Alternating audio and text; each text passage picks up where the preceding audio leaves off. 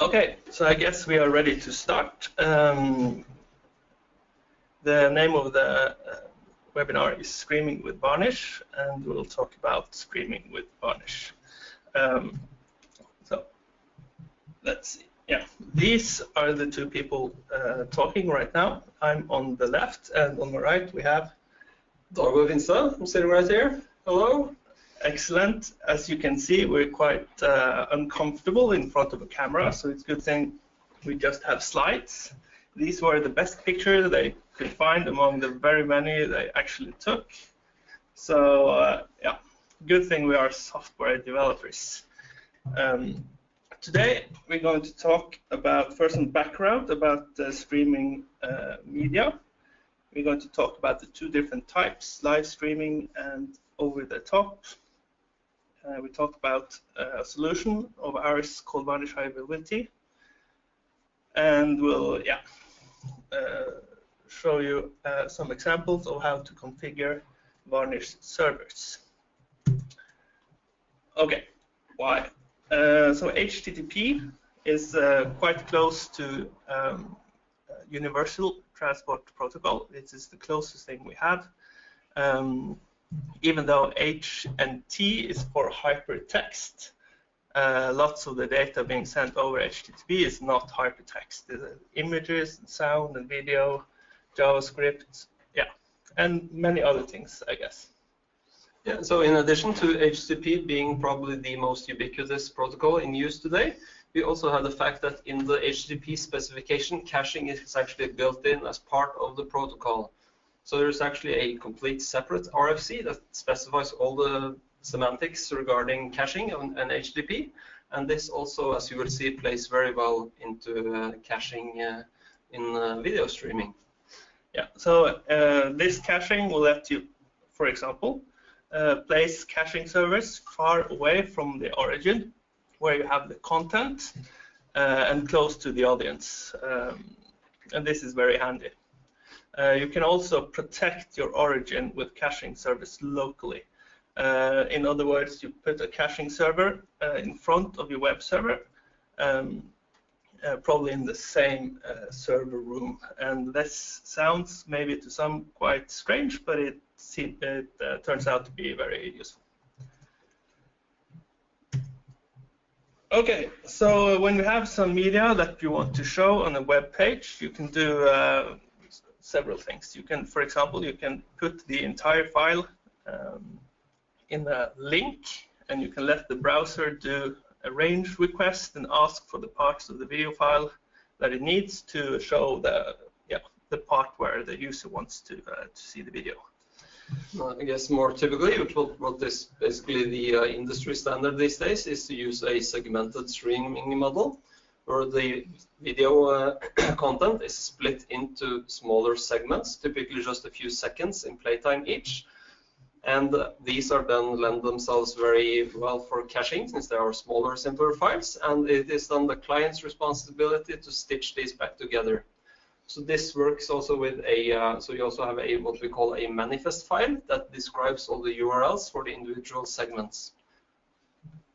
Yes, and we will also tell you a bit more about these manifest files later. Okay. So this is the timeline for some important events when it comes to live streaming. The first live streaming event was in 1995. It was ESPN that radio streamed over the internet of baseball games using progressive networks technology. In the 2000s, we got HTTP adaptive streaming, which is quite related to what Doug just told you, where you actually can change the quality of the stream as you go and have different quality streams for different clients, depending on the capabilities of the device or the bandwidth that is available for this user. Obviously, quite important to get a smooth playback experience. Yeah, in the mid 2010s, we would say that audio and video dominates, not in terms of the number of objects that are being served, but the amount of data counted in bytes being transferred from servers to individuals.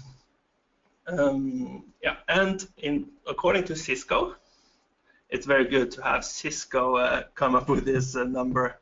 82% of consumer internet traffic will be video. That's up from 73% in 2016, also according to Cisco. Now we're talking about bytes transferred, of course. Yeah.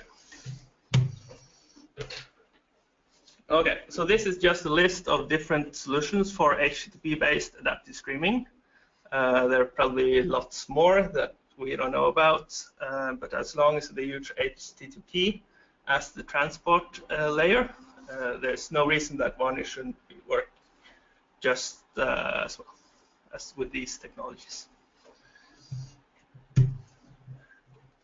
Okay, so this is a picture of what we have been talking about quite loosely. You have in the left side of the screen, you have the media server that gets input from somewhere, and it will then chop up the video into segments, and the web server that is in the middle will serve these files. You have the index files or manifest files that contains meta information about how the video is chopped up, and then you have the individual small files.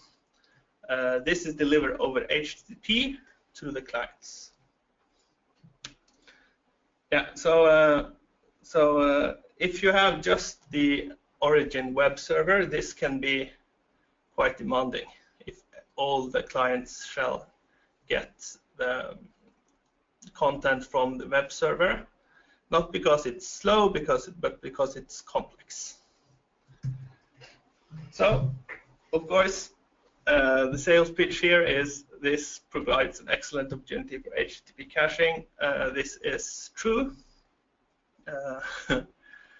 and we'll tell you more about that right now.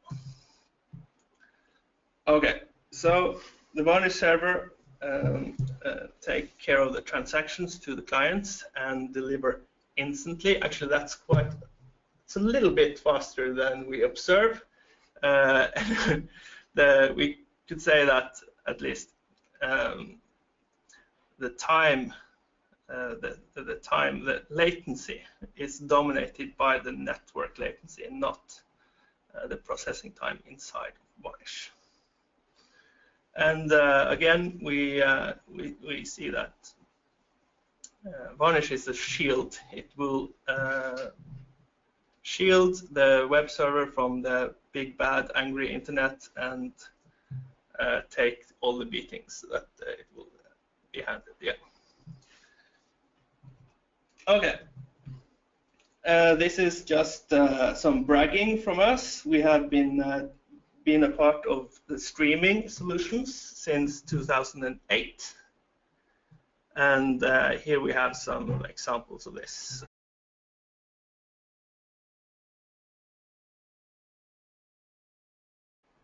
Okay, so there are two types of streaming. You have the linear streaming or live streaming, where you just have lots of clients who wants to see the same content, the live content. And for this reason, the dataset is very limited. On the other hand, you have the huge catalogs of files that can be requested on demand, video on demand, or over-the-top streaming. Actually, over-the-top streaming here refers to video being transmitted over the internet as a standalone product. But to us, to Varnish and the solution makers, it is the size of the dataset that matters. In video on demand, you have a massive dataset, while on live video you have a small dataset.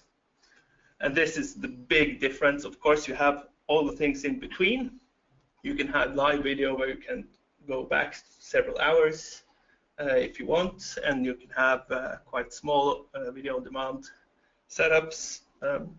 But in essence, these are the two different cases that we look at. Okay, live streaming with Varnish.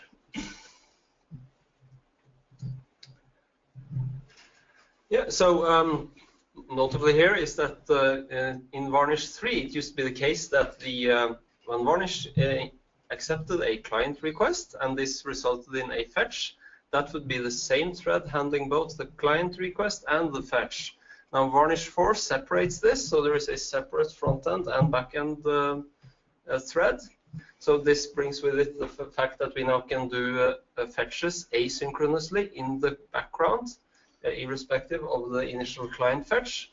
And another, I guess the most important bit there is that from Varnish 4, we will do streamed delivery, which is that Varnish will deliver the response as soon as the bits start flowing into the server, and we will not be, as the case was in Varnish 3, we would wait for the full response to come back before we started serving the client.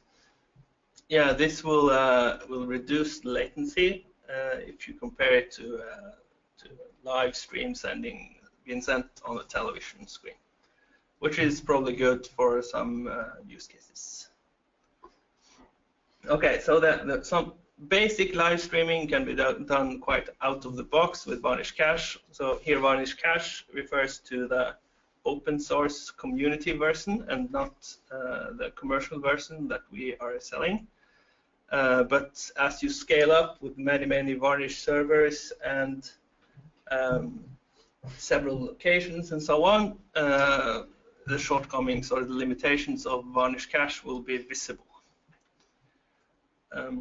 Yeah, so Varnish Plus, it builds on Varnish Cache, and it's quite an important part of the media streaming puzzle or the systems for several customers. At the bottom here, you can see some numbers: 6,000 HD streams at 3 megabits. This is about 18 gigabits, but we have also done some tests that can take you all the way up to 80 gigabits. And then you need some advanced hardware. You can't do that with an Atom processor. Typically what we're saying is that the link speed of your server is typically the bottleneck when it comes to serving data through Varnish. Yeah, so, and quite normal setup is having two 10 gigabit interface cards in the server, and that corresponds to 6,000 HD stream at 3 megabits. Yeah. Okay, so actually, when it comes to video streaming, it's not that very advanced to do caching. Some would say it's dead simple. You basically have to make sure that the files live in the cache for an approximate correct length of time. In other Varnish setups, you might have HTML, CSS, JavaScript, and APIs being served, and they might need different caching strategies, and they will maybe sometimes even be purged from the cache, and lots of stuff is going on. But with video, it's basically having the objects in the cache for the right amount of time. So this configuration of Varnish, we are not talking about the BE-RASP doStream equals true, which is what Doug just mentioned, that you will start sending the bytes as they flow into the Varnish server. But on the other hand, all about how much you will have the items, the objects in the cache. Yeah, and so we should mention, I guess, that the BE-RASP doStream equals true is actually the default in Varnish. So yeah, you actually don't need to fiddle with that one. That is the behavior you want by default. Yeah, that's yeah.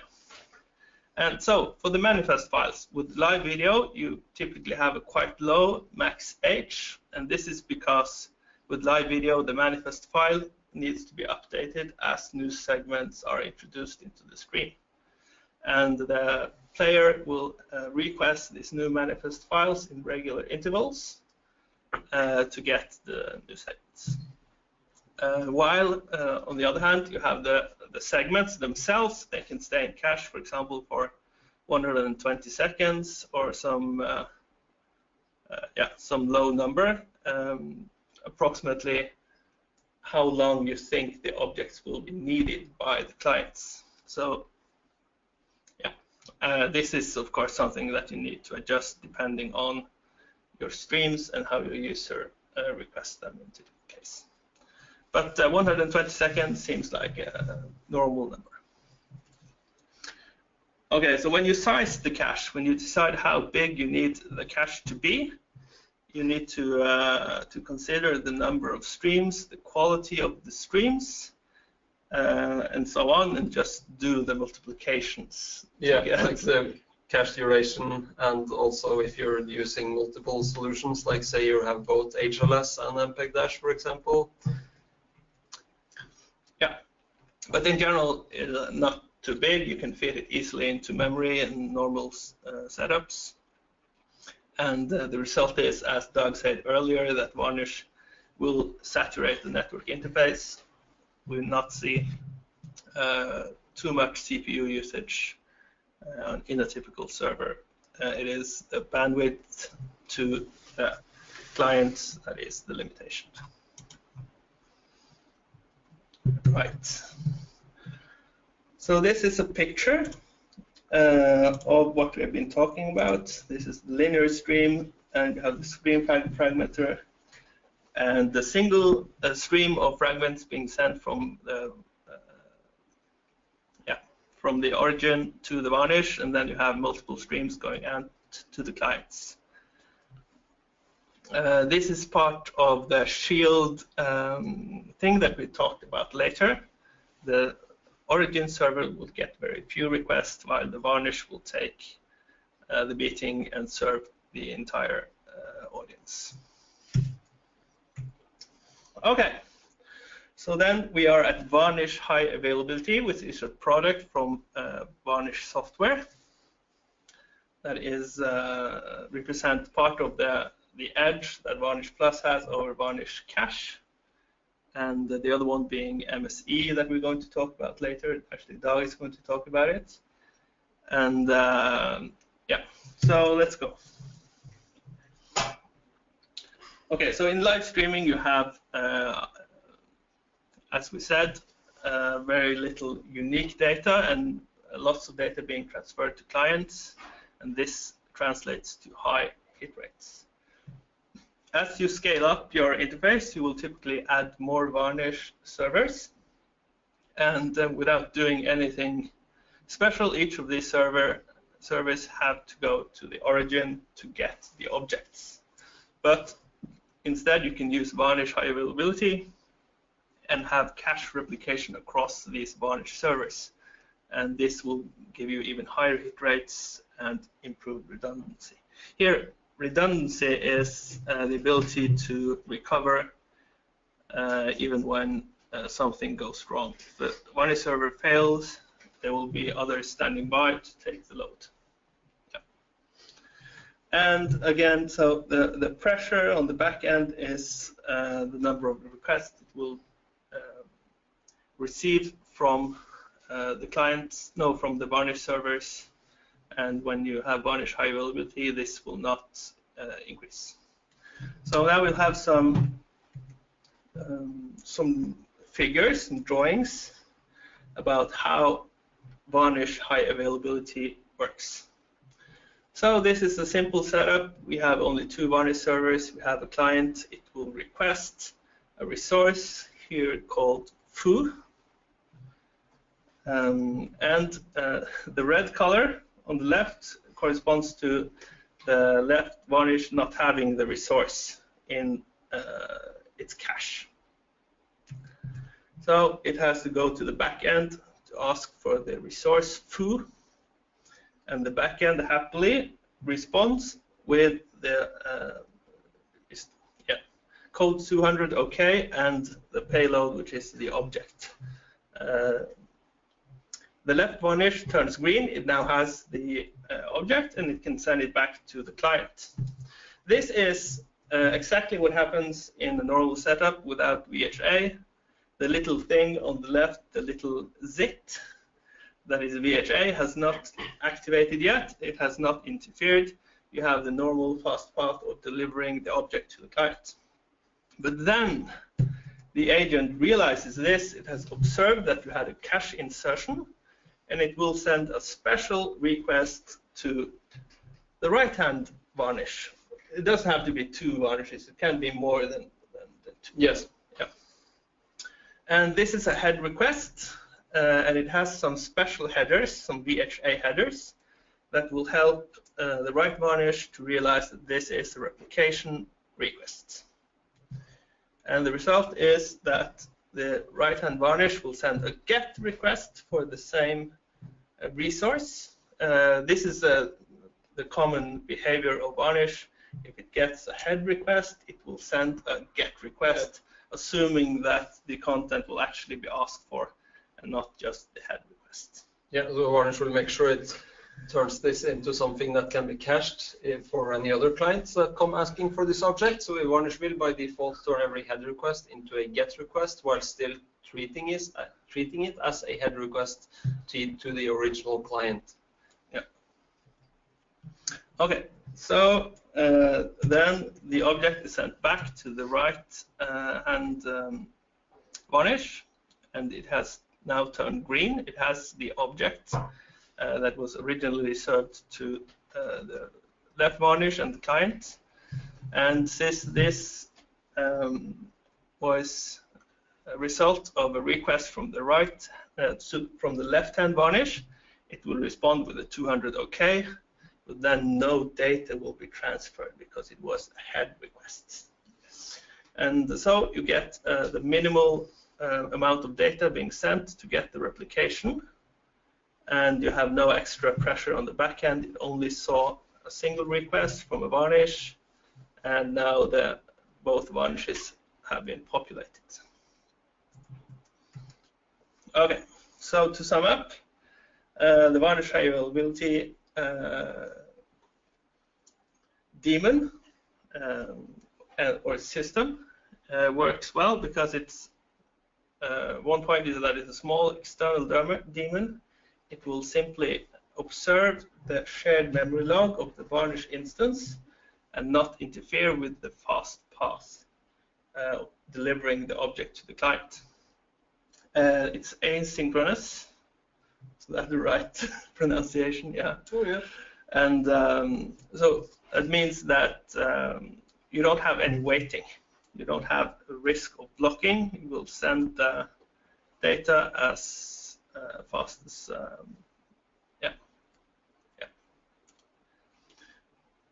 Okay, and it's safe because it only uses, observes the varnish process. It doesn't interfere with its operation.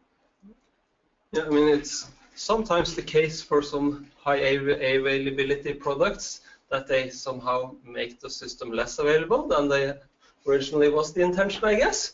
So that was sort of one of the design goals that we wanted for VHA, was this to be as least amount of interference with the regular operations of the Varnish server as possible. Yeah.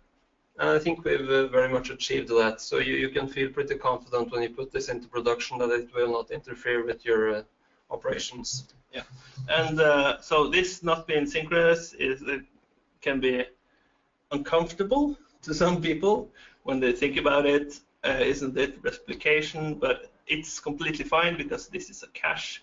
We do our best effort to cache stuff, and if we can't do it, then in some very few cases, then that's fine. We just get the object from the origin and nothing bad has happened.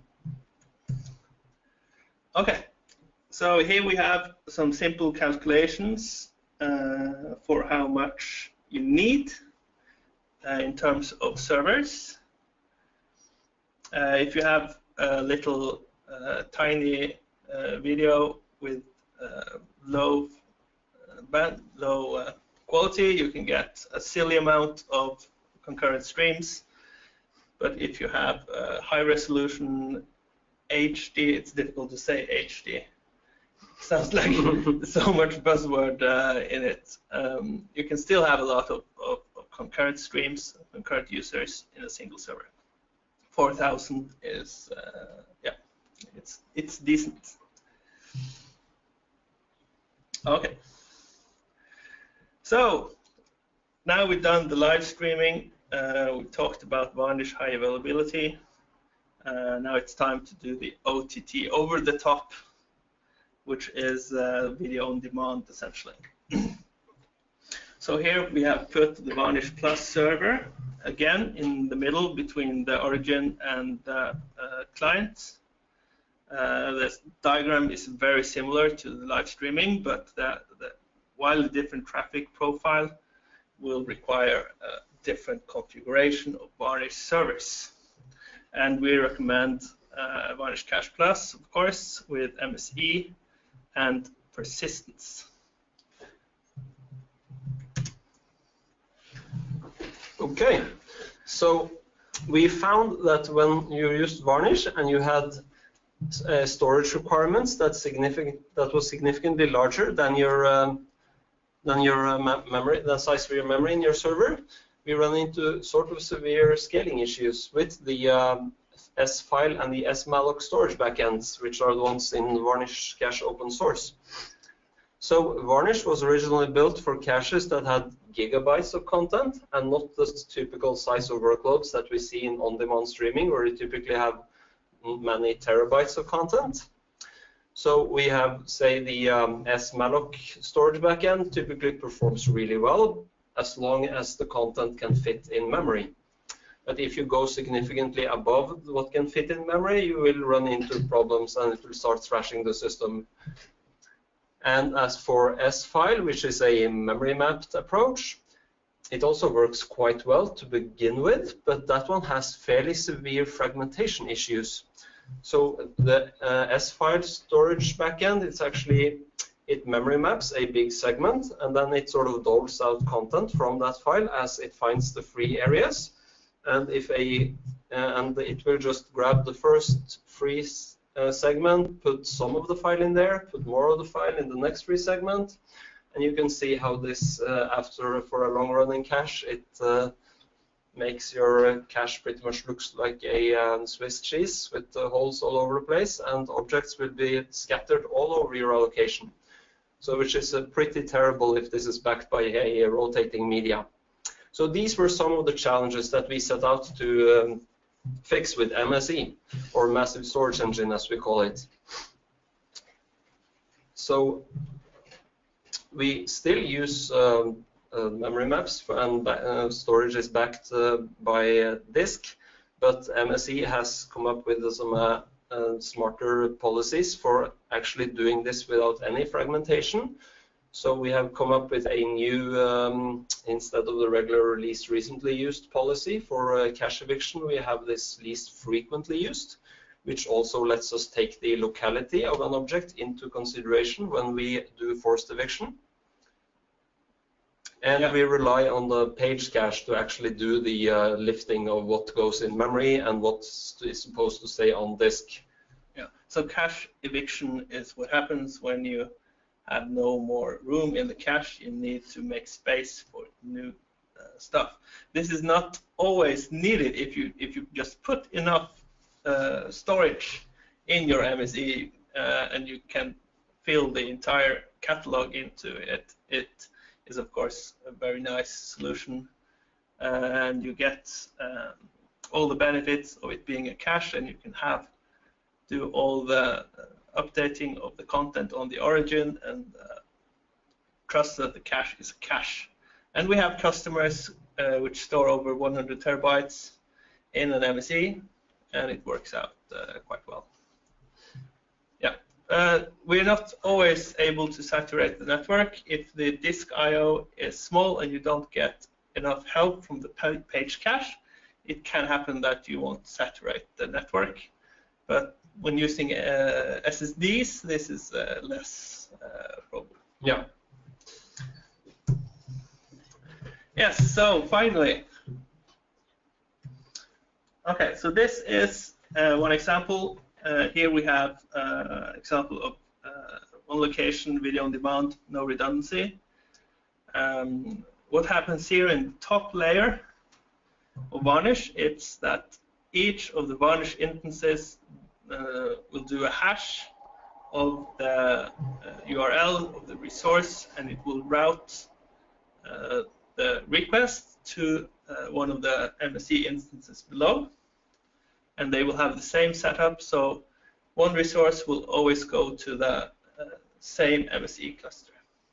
And with this, you can actually double the capacity of the MSE and leverage the I/O, disk I/O in 2 servers to get. Of course, the MSEs in the bottom can also be clusters with VHA, so you can combine different things to get both redundancy and an additive nature of the Varnish MSE servers. But then you need this hashing director or shard director on top. Okay, and of course, it's quite important to have, if you have a really big setup, you might want to have several locations. Here we've taken London and New York as an example. You can have many more locations, and you need to have some system so that user will request the object from the right location. But there are many ways of doing this: DNS hacks and JavaScript solution. And here you have the load balancer, a hardware load balancer, or Anycast, something like that. On top, that will distribute requests to 2 different MSE instances in each location, and they will request the objects to the origin. I've written a back-end TLS in between, and this is something that you need if you want the encryption to happen between the origin and the Varnish server, and it is a feature of Varnish Plus. Any comments on this, Doug?